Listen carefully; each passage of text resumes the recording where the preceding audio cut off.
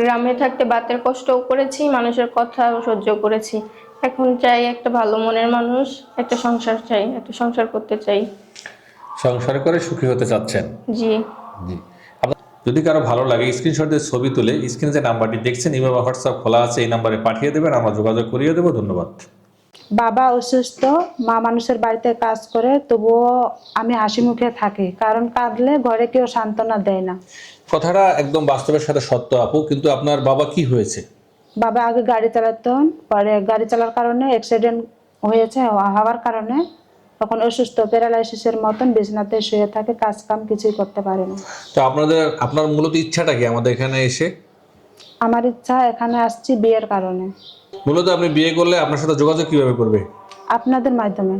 দর্শক, স্ক্রিনে যে নাম্বারটি দেখছেন এই নাম্বারটিতে ইমেল এবং হোয়াটসঅ্যাপ খোলা আছে, এটা বিবাহ বন্ধন অফিসিয়াল নাম্বার। আমাদের সাথে যোগাযোগ করবেন, অবশ্যই স্ক্রিনশট দিয়ে একটু ছবি তুলে পাঠিয়ে দেবেন। ধন্যবাদ। বাবা হারা মেয়ে আমি, আজকে আমার এই অফিসে আসতে হলো বিয়ের জন্য। আমি সুন্দর একটা মনের মানুষ চাই, যে আমার দায়িত্ব নেবে, যে আমার ভরণ পোষণের দায়িত্ব নেবে। আমার ফ্যামিলির কোনো দায়িত্ব নিতে হবে না, আমার দায়িত্ব নিলেই হবে।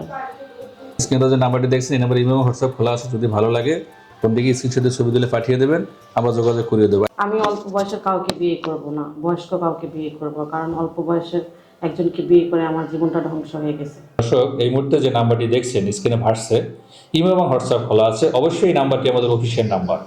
আপুটিকে ভালো লাগলে স্ক্রিনশট দিয়ে ছবি তুলে পাঠিয়ে ভয়েস করে জানিয়ে দেবেন, আমরা যোগাযোগ করে দেবো। অযথা কল দিয়ে বিরক্ত করবেন না। ধন্যবাদ। বাবাকেও হারিয়েছি, মাকেও হারিয়েছি, এই জীবনে আদর সুখ পাইনি বা ভালোবাসাও পাইনি। এখন স্বামীর আদর সুখ ভালোবাসা নিয়ে বাকিটা জীবন কাটিয়ে দিতে চাই।